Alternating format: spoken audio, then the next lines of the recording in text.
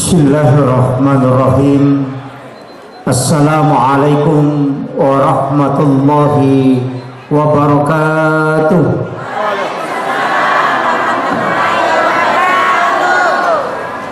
Alhamdulillahi rabbil alamin.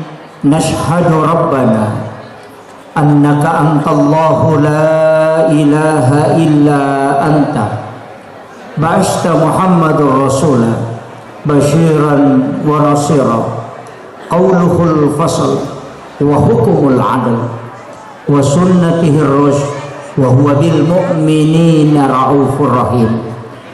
Allahumma salli ala sayyidina Muhammadin tibbil qulubi wa dawaiha wa afiyatil abdani wa shifaiha wa nuril absari wa diyaiha wa ala alihi wa sahbihi wa sallim.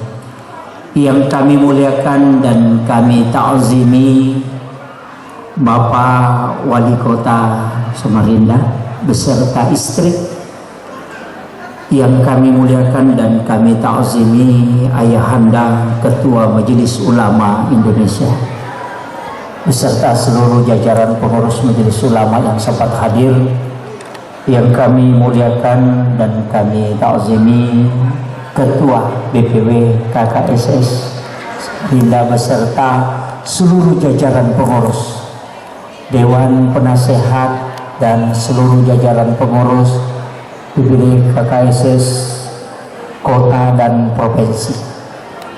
Yang kami muliakan Ketua IWSS Kalimantan Timur dan seluruh Dewan Pengurus yang sempat hadir, seluruh tokoh masyarakat, tokoh agama, para alim ulama, para pejabat dan para sepuh, dan seluruh tamu undangan tanpa terkecuali. Mohon maaf Bapak Ibu sekalian, saya tidak bisa sebutkan satu persatu.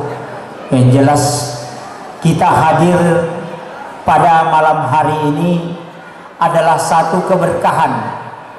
Saya banyak memetik juga hikmah, terutama dari sambutan Bapak Wali Kota tadi. Alhamdulillah, ia tidi ogie luar biasa. Saya beberapa kali bertanya kepada ulama-ulama sepuh tentang falsafah Bugis yang ternyata itu lahir bukan orang sembarang yang memberikan istilah itu.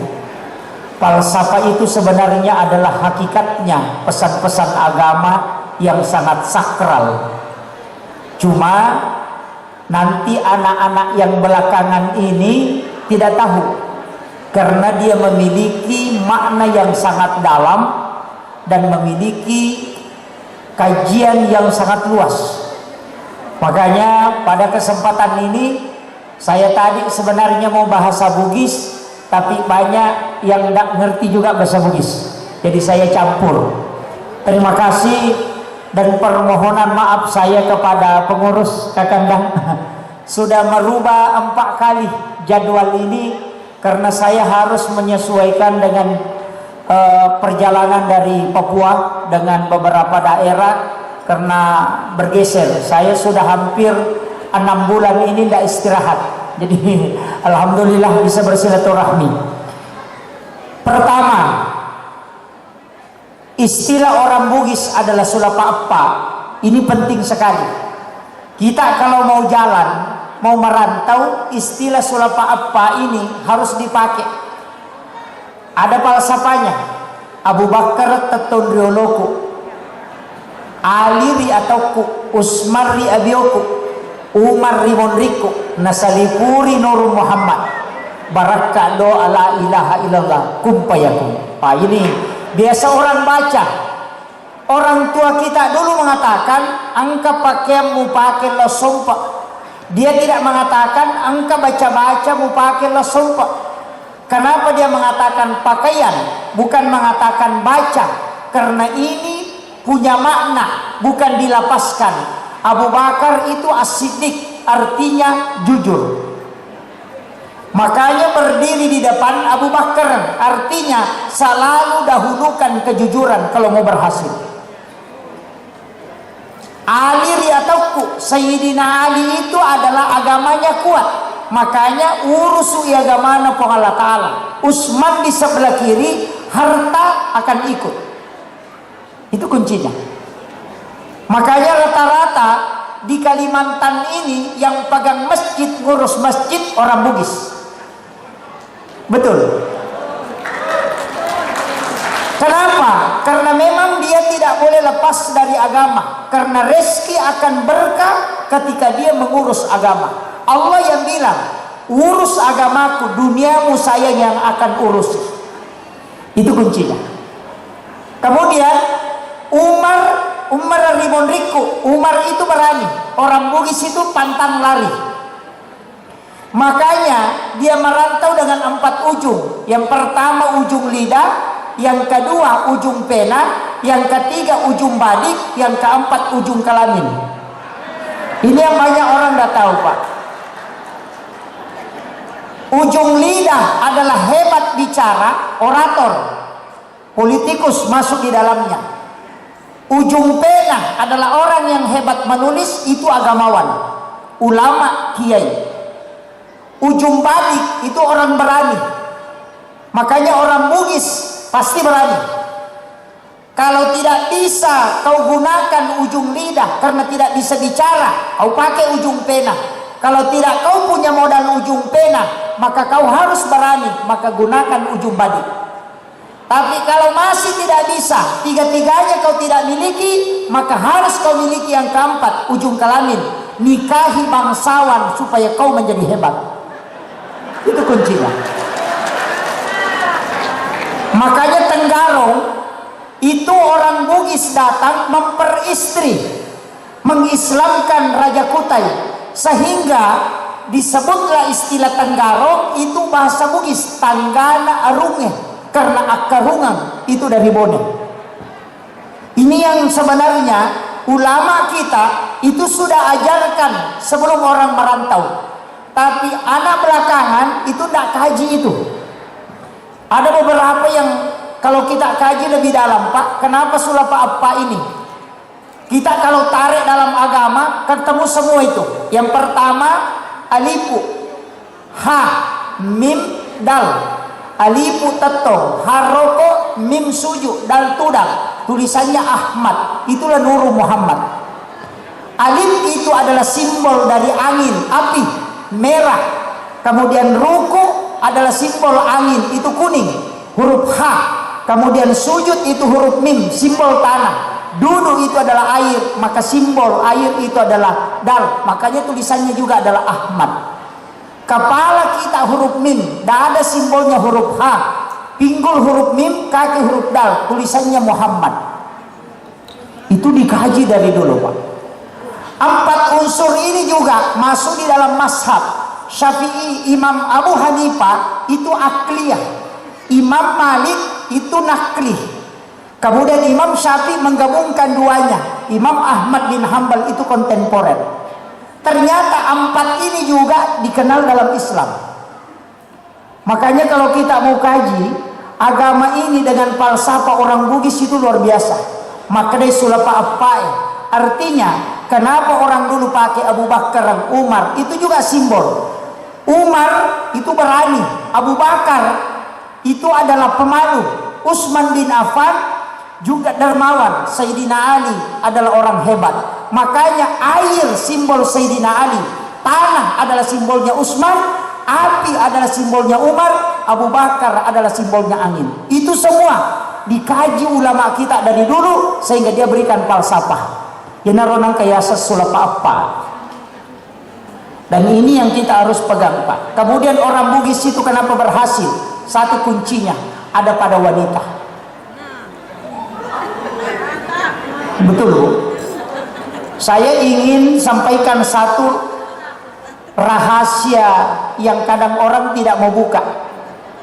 Soeharto orang hebat, tapi ketika Ibu Tin wafat tidak bisa bangkit. Habibie orang hebat, tapi ketika Ibu Ainun wafat tidak bisa bangkit. Susilo Bambang Yudhoyono, siapa yang tidak kenal, 2 kali jadi presiden. Tapi ketika Ibu Ani wafat, sampai hari ini tidak bisa bangkit. Kenapa? Wanita yang ada di samping itu kunci kesuksesan.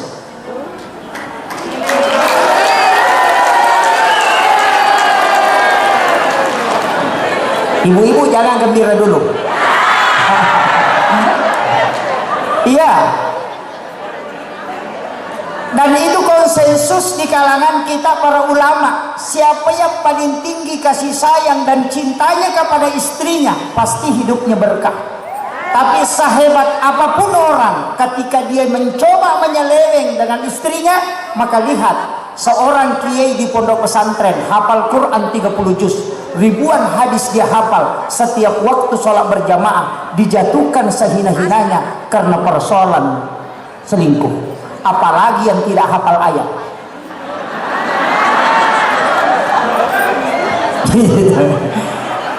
Ini penting saya sampaikan. Kenapa? Konsep hidup berkah itu ada pada istri. Karena wanita doanya 3 kali lebih cepat mustajabah dibanding kita suami. Itu kuncinya. Tapi hati-hati juga perempuan. Dulu orang cuma curi sandal, Pak. Orang dulu cuma curi sepatu, curi emas. Sekarang banyak pencuri suami.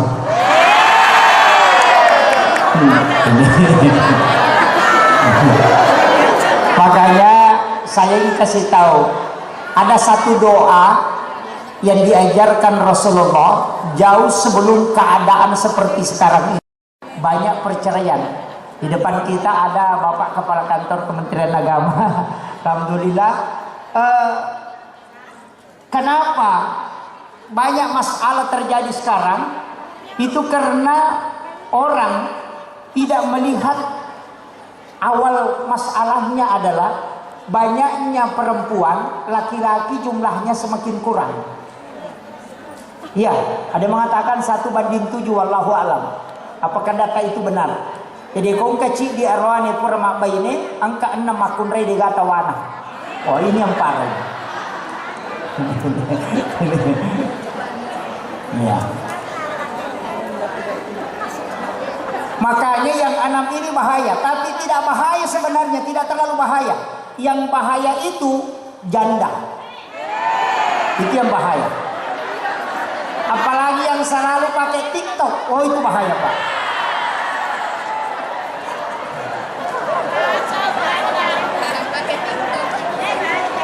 Saya kasih tahu ibu-ibu, ada satu doa yang diajarkan Rasulullah.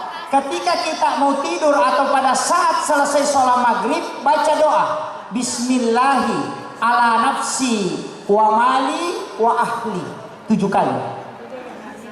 Siapa yang membaca doa ini, maka Allah yang akan menjaga keluarga, harta dan dirinya. Dan ketika Allah yang menjaga, itu tidak akan pernah lepas dari penjagaan. Makanya ibu-ibu hafal doa itu.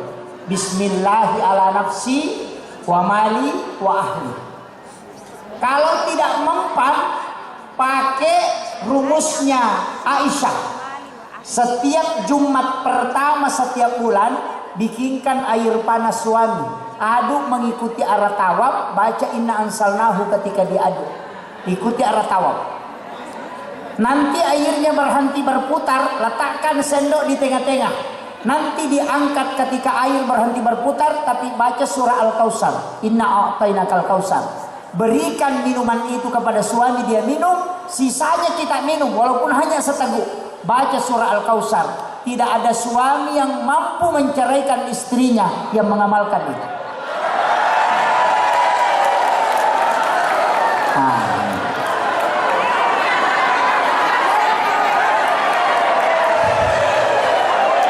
Saya ulang. Subuh Jumat pertama setiap bulan, tapi bulannya bulan Hijriah. Nah, ini kan sudah Syawal, nanti Zulhijjah. Di Zulhijjah Jumat pertama, bikinkan air panas suami, aduk mengikuti arah tawaf. Baca inna ansalnahu. Baru setelah selesai airnya berputar, baru diangkat itu pengaduknya dengan membaca surah Al-Kautsar. Baru berikan kepada suami, dia minum, Sisanya mesti ada sedikit kita minum dengan membaca surah Al-Kautsar. Kenapa Aisyah sering merengek minta sisanya Nabi dia minum, dan kadang Nabi sengaja tidak mau kasih karena ini resep yang diajarkan langsung oleh Rasulullah. Makanya ibu-ibu kalau mau suaminya tidak menikah lagi pakai itu. Tapi bapak-bapak kalau mau selamat, habiskan kopinya di subuh Jumat pertama.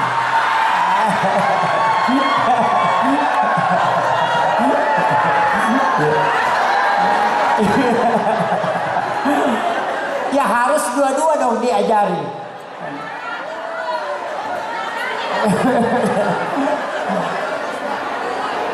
Sebenarnya kuncinya sederhana Pak. Laki-laki itu yang penting dijaga. Yang pertama, ketika syahwatnya naik, itu otaknya pasti error. Betul.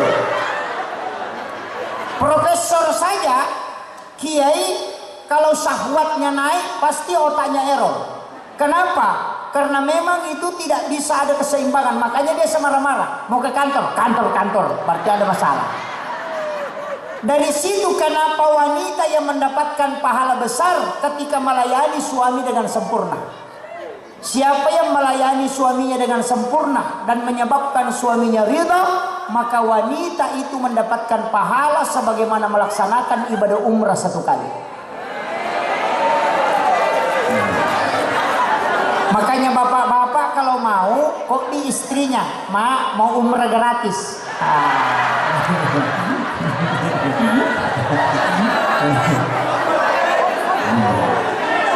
Ini penting Pak. Kenapa? Karena sumber masalah sebenarnya di situ. Perceraian itu karena istri tidak bisa sempurna melayani suaminya. Saya pernah baca satu kitab itu tentang angka-angka. Ternyata di dalam Islam ini ada satu angka yang orang tua kita dulu pakai, angka 7. Dulu orang tua kalau ada uangnya, ada nomornya 77, pasti dia simpan uangnya. Nasang indo dui. Narako otai na panataro kota sana. Nasa salamang kamu piadiku dia na kana salay ka di manasali. Benar itu. Tapi ketika kita kaji dalam pendekatan ilmu hikmah, ternyata betul Pak. 7 bulan kandungan seorang bayi itu syukuran. 7 hari kelahiran suruh akikah. Kalau tidak sempat di 7 hari, tambah 7 hari, berarti 14 hari. Kalau masih tidak sempat, tambah lagi 7 hari, berarti 21 hari. 7 tahun umurnya anakmu, suruh dia sholat. Kenapa angka 7 lagi?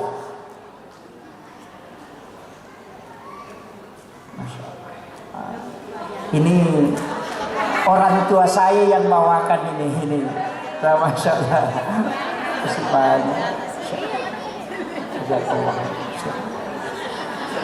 Masya Allah. Saya dibawakan air minum sama artis ini. Kenapa angka 7? Ternyata orang sholat itu ada 7 anggota badan yang tersentuh. 2 telapak tangan, 2 lutut, 2 kaki, 1 kepala. Tawaf itu 7 putaran. Tawaf itu 7 putaran. Sa'i juga 7 putaran. Dalam 1 pekan itu 7 hari. Langit itu 7 lapis. Tanah juga 7 susun. Salat itu 17 rakaat, di dalamnya ada angka 7. Angka 7 dari hitungan 7 hari, 7 tahun suruh salat.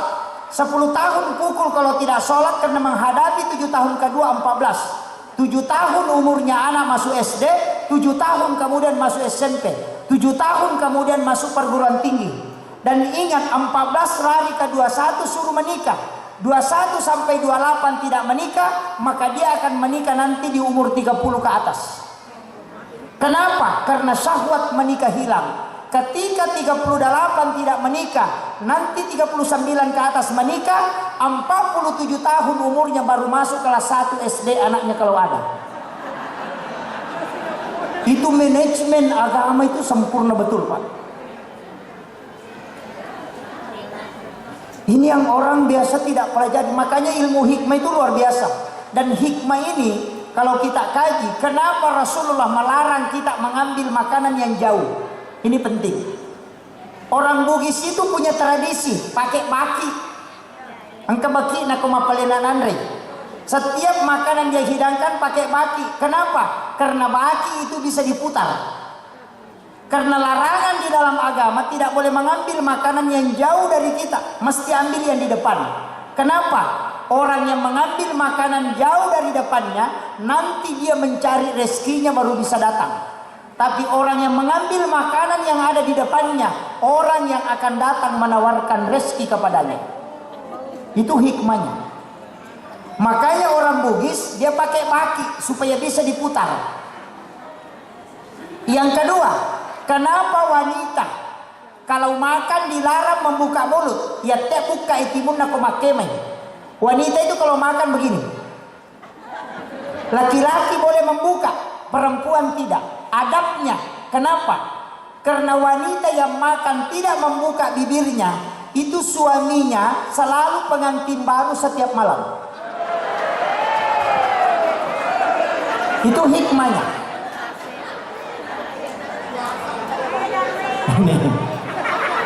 Kalau tidak mengerti berarti belum balik. Itu rahasia. Dalam agama ini luar biasa Pak. Istilah orang Bugis ada istilah pamali. Saya buka di kitabnya Imam Sarnuji. Itu pamali menurut orang tua itu adalah hadis. Angke istilahnya tomatot tadiolo. Pemali sandre okodo pintu. Kenapa? Di belakang daun pintu dan di dalam WC itu ada penyakit yang disebut dengan rihil ahmar. Jika ada orang sandar di daun pintu, itu susah disembuhkan kalau sakit. Yang kedua, orang itu akan tertolak rezekinya selama 40 hari. Dilarang menyapu di rumah di malam hari. Pemali masaritnya kebolana kawani. Kalau mau menyapu, sapu ke dalam, jangan keluar. Karena malaikat rahmat akan keluar. Itu diajarkan orang tua dulu. Makanya di bulan Syawal ini juga saya ingin kasih tahu satu amalan yang saya dapatkan di kitab Al-Gunyah karangannya Syekh Abdul Qadir Al-Jilani Sultanun Aulia. Ketika dia menyampaikan salah satu hadis Nabi di dalam kitabnya itu di jilid 2, bahwasanya ada satu sholat sunat di bulan Syawal yang disebut dengan sholat sunnah utaqah. Saya ingin sampaikan, kerjakan sholat ini. Saya wasiatkan sholat sunnah di bulan Syawal. Di bulan Syawal itu ada 2 amalan. Yang pertama adalah puasa sunnah Syawal yang 6 hari itu. Rasulullah mengatakan siapa yang berpuasa di bulan Ramadan kemudian ditambah 6 hari di bulan Syawal, sama kalau dia berpuasa 1 tahun penuh. Ada orang yang salah paham Pak. Dia bilang puasa 6 hari di bulan Syawal sama dengan puasa 1 tahun. Oh, itu tidak. Jadi yang puasa 6 hari di bulan Syawal itu tidak sama puasa 1 tahun. Yang puasa di bulan Ramadan penuh baru ditambah 6 hari. Itu yang sama. Kenapa? Karena setiap satu ibadah yang kita lakukan itu dikalikan 10.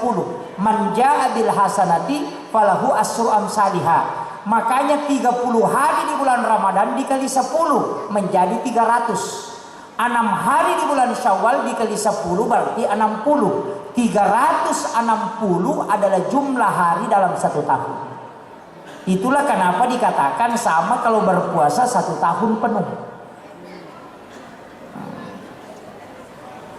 Yang kedua, salat sunat utakah. Salat sunat ini dikerjakan di bulan Syawal.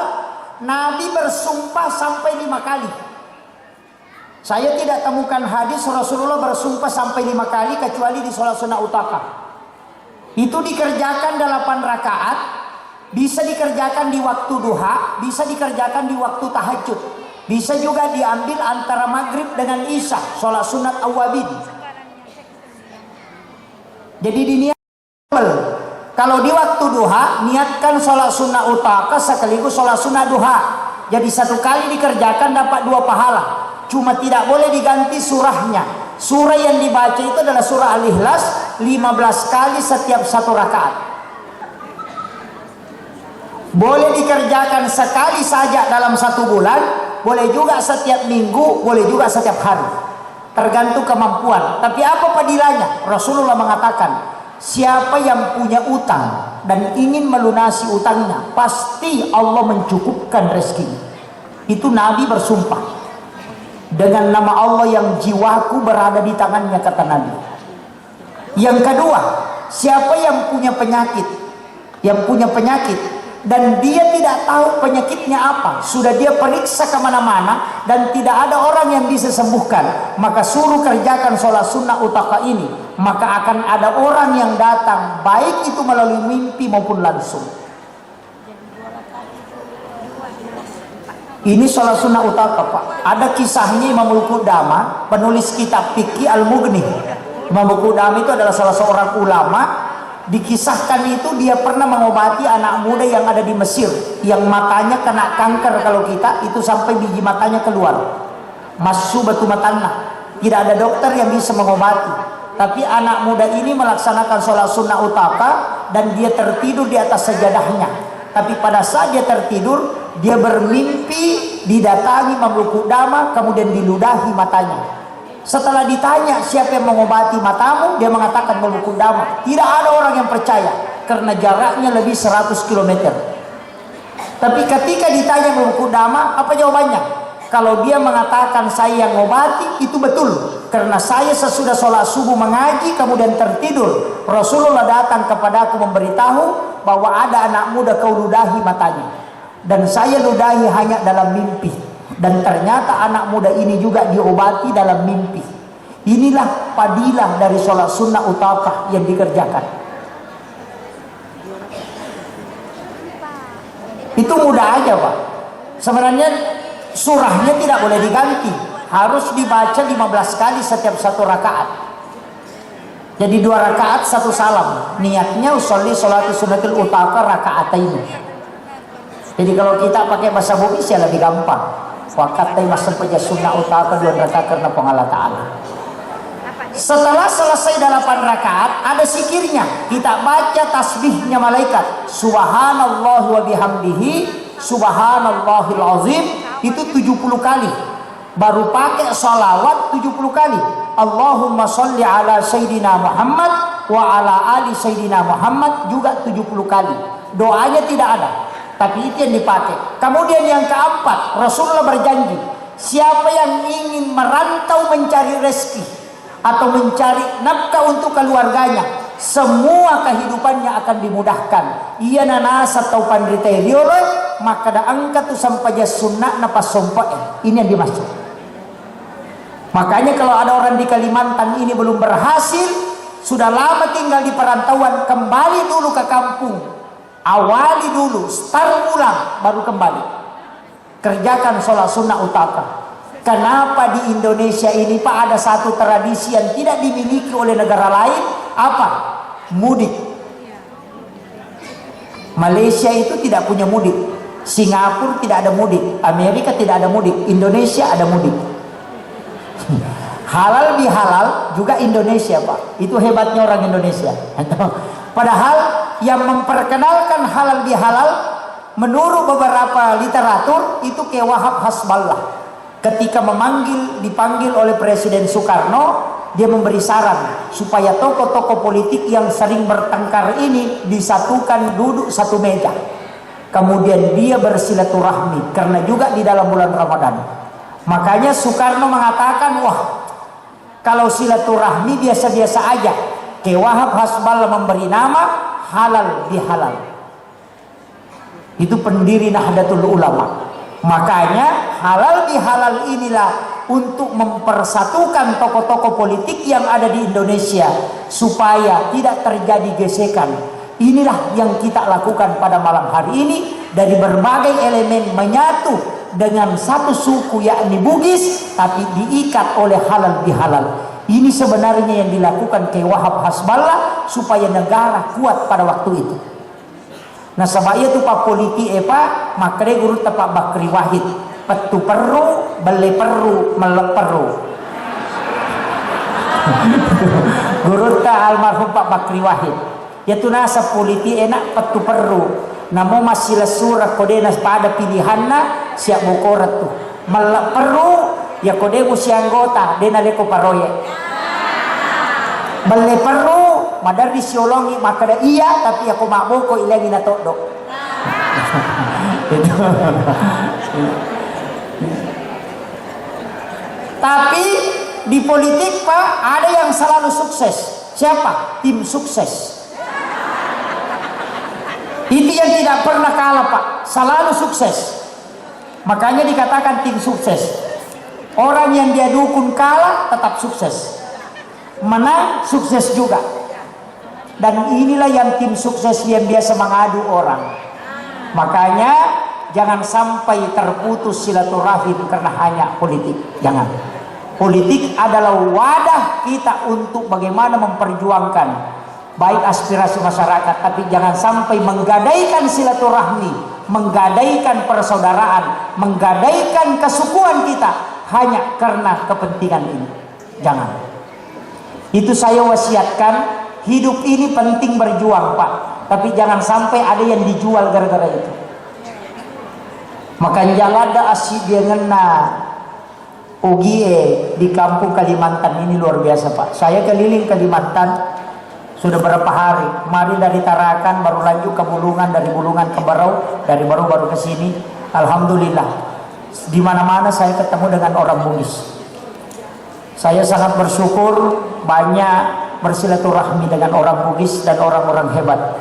Saya ini terus terang Bapak Ibu sekalian, tadi Bapak mengatakan bahwa jadwal saya itu padat sekali. Sebenarnya saya itu tidak punya tim. Bapak Ibu yang nonton di TikTok dengan Facebook dengan YouTube itu bukan akun saya. Yang memasukkan itu hanya jamaah aja. Kalau secara begini ada yang rekam itu yang upload. Saya tidak punya tim media. Yang menghandle saya punya acara juga tidak ada. Saya yang terima langsung. Kenapa saya tidak punya tim? Ada wasiatnya guru ta almarhum almarhumullah Ki Haji Abdul Muhyin Yusuf kali sidendre. Pesan beliau begini. Ya kalau kau macara mana, ya kau jadi dimu minoli tahu jadi dimu na joka. Sendiri saja jalan. Kalau kau dipanggil sendiri, baru 3 orang jalan, telu nongkosoki panitia ici dimi macarama. Itu pesan beliau. Itu pesan beliau. Kemudian dia mengatakan begini, iya kok pengurus masigi molli kona, nadi masigi na pakai di dalam masjid itu celengan, ada uangnya fakir miskin dia masukkan demi melihat masjidnya bagus. Dina na yatim yang kata kotu ya kalau kau macara manapai kau malai, kemudian dijadikan transport untuk 3 orang yang kau ikutkan, itu di hari kemudian kau yang tanggung jawab. Itu pakal. Itu orang Bugis harus paham itu. Yang kedua pesan Nagurota, kau yang bawa barangmu jangan dibawakan. Selama mulai mopi bicani kopormu iko bicani. Kenapa? Orang yang bawa barangnya lebih mudah tawaduk dibanding dibawakan barangnya. Itu pesan beliau. Ya nangka tahu tuli bicana menisandalakna, magalan itu mah perintah. Kalau dia yang sendiri Rasulullah belanja di pasar, dia sendiri yang membawa uang belanjaannya, tenteng sendiri belanjaannya. Sahabat lompat mau mengambil, Nabi mengatakan tidak, yang punya barang lebih berhak membawa barangnya. Kenapa? Itu latihan ketawaduan dalam hidup. Kemudian yang ketiga, wah ini yang berat Pak. Jangan pernah tanyakan amplop. Saya kalau dipanggil, kemudian dikasih tahu sekian saya mau kasih, pasti saya tidak datang. Dan orang kasih saya amplop Pak, itu saya tidak pernah buka. Karena saya dikasih tahu, jangan sekali-kali buka. Kapan kau buka, kau tahu jumlahnya, kau tidak bisa ikhlas lagi ketika dipanggil. Karena muncul sekian, muncul sekian. Jadi saya itu kalau jalan pasti bawa uang. Dikasih tidak pernah buka. Kalau ada yang kasih tahu, saya tidak akan berangkat. Ada beberapa masjid itu yang kasih tahu. Penceramah dulu Pak Ustaz sekian saya kasih, saya mengatakan mohon maaf, cari maki penceramah. Saya tidak pergi. Karena itu menjual murah ayat-ayat Allah. Tidak mungkin dihilas Pak.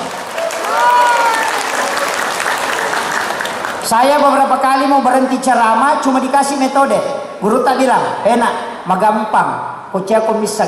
Jangan pernah buka, kasih istrimu nanti dia yang buka. Jadi saya itu sudah ultimatum istri, jangan pernah kasih tahu saya berapa isinya. Kapan kau kasih tahu, kita bisa cerai. Makanya dia tidak kasih tahu. Itu yang paling aman, Pak.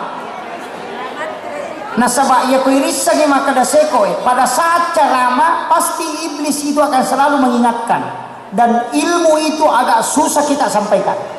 Makanya hidup ini sederhana aja. Saya mengatakan kenapa saya tidak punya tim. Kalau saya mau berhenti ceramah, matikan HP, selesai. Hidup ini kita yang memanage sendiri. Ulama kita sadari seperti itu. Makanya saya selalu menyampaikan, hanya yang saya butuhkan adalah doa jamaah. Makanya berangkat itu selalu sendiri. Dan saya tidak mau biasa dibelikan tiket. Kalau orang belikan tiket, selalu dia carikan kelas bisnis. Saya kalau beli tiket, cari yang paling murah. Kenapa? Sama-sama disampai. Iya. Ini sebenarnya hidup ini kita harus manage sendiri. Kenapa? Karena orang yang punya sedikit saja kesombongan itu tidak bisa masuk surga, Pak. Tapi insya Allah orang Bugis itu tidak sombong. Kenapa? Luar biasa, Pak. Biar amasnya sampai sini itu tidak sombong. Dan dibilang Pak Wali Kota tadi yang kinclong-kinclong ini. Memang orang Bugis itu hebat. Dia tidak naik haji kalau istrinya tidak haji. Ini yang banyak orang pertanyakan, kenapa orang Bugis selalu istrinya dulu? Benena jolo na penrek Makkah, alena imon riti. Gampang resepnya orang Bugis, Pak. Kalau istrinya sudah naik haji, pulang ke kampung suaminya naik haji juga. Kalau dia sudah istrinya berarti dia sudah naiki haji. Kenapa istri yang didahulukan? Karena kesuksesan suami ketika istrinya sudah mampu haji. Walaupun haji ini, Pak, sebenarnya hadiah dari Belanda. Saya pernah baca bahwa ternyata haji ini hadiahnya Belanda. Itu ke Wahab Hasballah, ke Hadratus Syekh Hashim Asy'ari, ke Ahmad Dahlan, itu semua dari Mekah. Ketika kembali ke Indonesia itu melawan Belanda. Sehingga haji ini diberi gelar untuk memata-matai siapa yang dari Mekah. Karena itu yang melawan. Makanya As-Sudais di Mekah tinggal jadi imam, setiap tahun haji tidak ada haji As-Sudais. Mestinya kalau sudah lakukan, kalau sudah haji, Pak Haji. Kalau sudah sholat, Pak sholat. Kalau sudah zakat, Pak zakat. Nah itu. Tapi kenapa ada haji? Itu untuk memata-matai. Supaya ini yang tidak memberontak ke Belanda. Dan ternyata haji ini bagus, Pak. Makanya saya tidak pernah pakai songkok haji. Karena memang bukan haji. Saya jaga perasaannya haji yang ratusan juta uangnya dia habiskan untuk melaksanakan haji, memasang songkok putih di kepalanya. Alangkah sedihnya kalau yang kita tidak menghabiskan uang, hanya beli songkok haji 5.000 baru pasang di kepala. Itu baru dipanggil Pak Haji. Wah, itu fatal itu. Ibu-ibu biasanya di kampung kalau tidak ada haji namanya, kalau di undangan tidak mau datang. Di sana bukan di sini. Tapi aja tuh tersinggung. Magai, haji itu penghargaan. Jangan dihilangkan. Itu sebagai kebanggaan bahwa dia sudah menyempurnakan. Tapi saya ingin kasih ilmu begini. Tadi sholat sunnah utaka masih ada satu kegunaannya. Sholat sunnah utaka ketika orang kerjakan itu bisa tidak kena penyakit kronis sampai 1 tahun ke depan. Makanya di bulan sama dengan kemarin, Pak, di bulan April ada hadis Nabi itu tentang bulan Nisan. Air hujan di bulan April itu dibacakan doa. Itu akan menyembuhkan penyakit. Orang yang punya penyakit dan orang tidak akan sakit sampai 1 tahun ke depan. Itu air Al-Quran namanya. Saya sering ajarkan itu di ceramah supaya orang pakai. Itu menada langsung air hujan dari langit. Bahkan ada kita biasa pakai air hujan di malam Jumat, ditada langsung. Bacakan ayat kursi 41 kali baru kasih minum ke anak-anak. Insya Allah itu untuk kecerdasan. Kalau tidak bisa pakai garam. Garam itu juga paling bagus. Kalau mau makan, makan garam sedikit. Sudah makan, makan garam sedikit. Mau tidur, makan garam. Bangun dari tidur, minum, kemudian makan garam sedikit. Orang yang makan garam, ada di kitab Hiya Limiddin. Orang yang makan garam sebelum makan, itu tidak akan kena lemah syahwat. Yang pertama. Yang kedua, orang tidak akan keracunan makanan. Yang ketiga, dia akan cerdas. Karena garam itu sedekahnya Nabi Ibrahim. Karena Nabi Ibrahim meminta, Aganilau, berikan saya kesempatan memberi makan kepada seluruh hambamu. Mulai yang ada saat ini sampai kiamat. Allah izinkan menyuruh malaikat masuk ke dalam surga mengambil segenggam kapur. Baru diserahkan ke Nabi Ibrahim dan ditaburkan ke laut. Itulah yang menjadi garam. Makanya sedekahnya Nabi Ibrahim adalah garam. Tidak ada orang yang tidak makan garam. Makanya Nabi Ibrahim itu dikenal dengan Khalilullah karena selalu sedekah. Tapi saya kasih tahu rahasianya Ibrahim. Kenapa? Dia tidak makan kecuali dia memanggil anak yatim atau fakir miskin. Datang ke rumahnya, dia suapi, baru dia makan. Apa berkana? Agak berakana pak. Denan renan Nabi Ibrahim.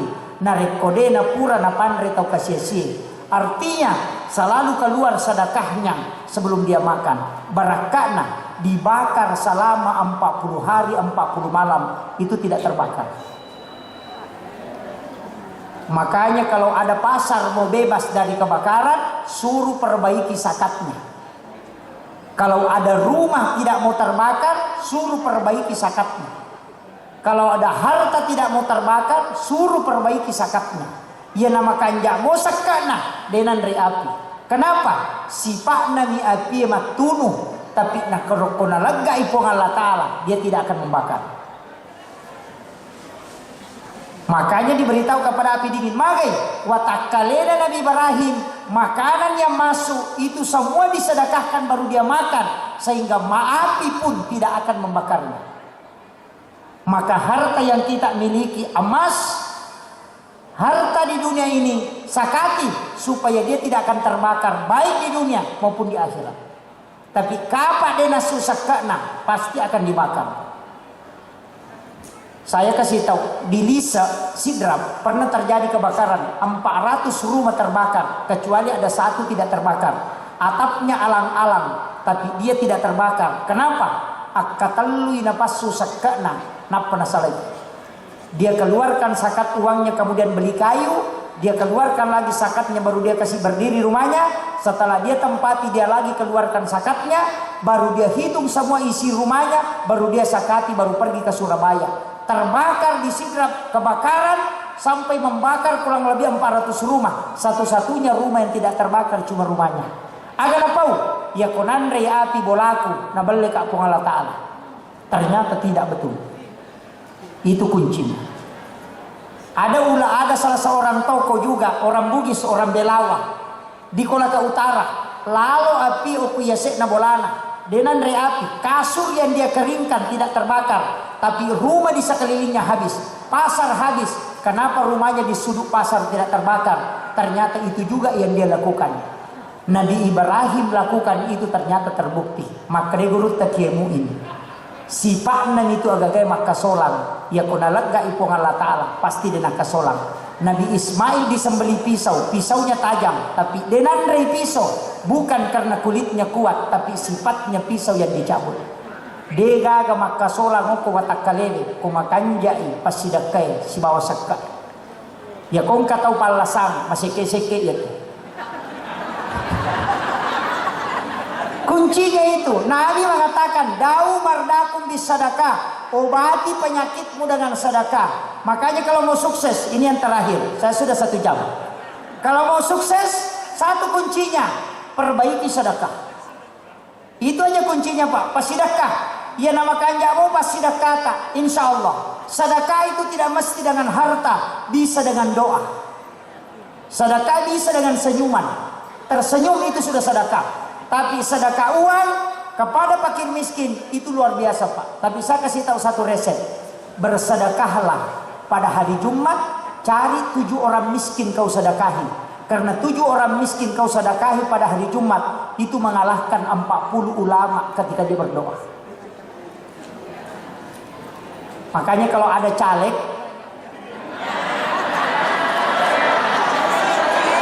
suruh sedekah. Ada mengatakan, oh sogo Pak Ustaz. Oh tidak. Kita kalau ngaji Pak, tidak semua pemberian itu sogo. Kalau ada caleg bikin bungkusan, kemudian itu sembako isinya, antarkan ke masyarakat miskin, beritahu saya punya hajat, ingin menjadi caleg, saya sedekahkan ini, mohon doa tak, semoga cita-citaku terkabulkan. Itu bukan sogo, itu sedekah.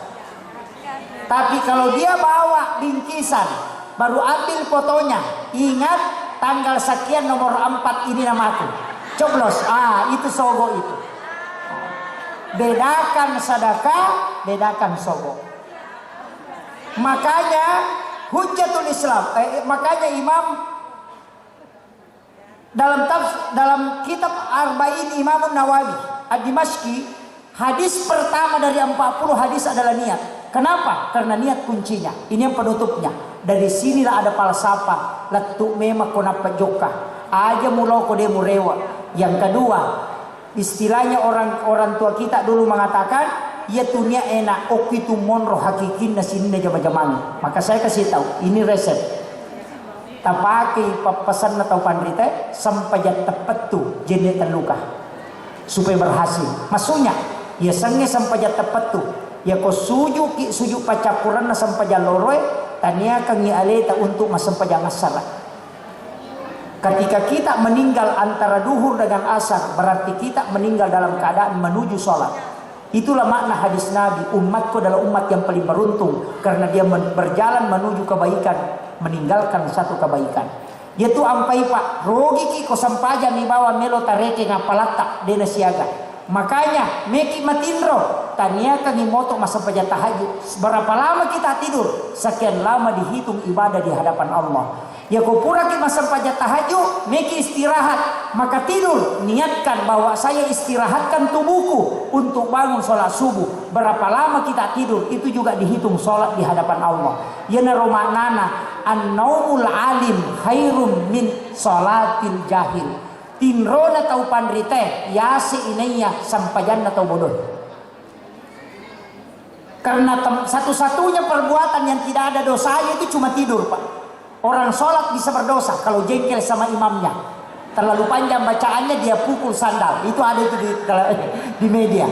Tapi kalau orang tidur tidak ada dosanya. Makanya an-naumu, tidur adalah lepas dari dosa.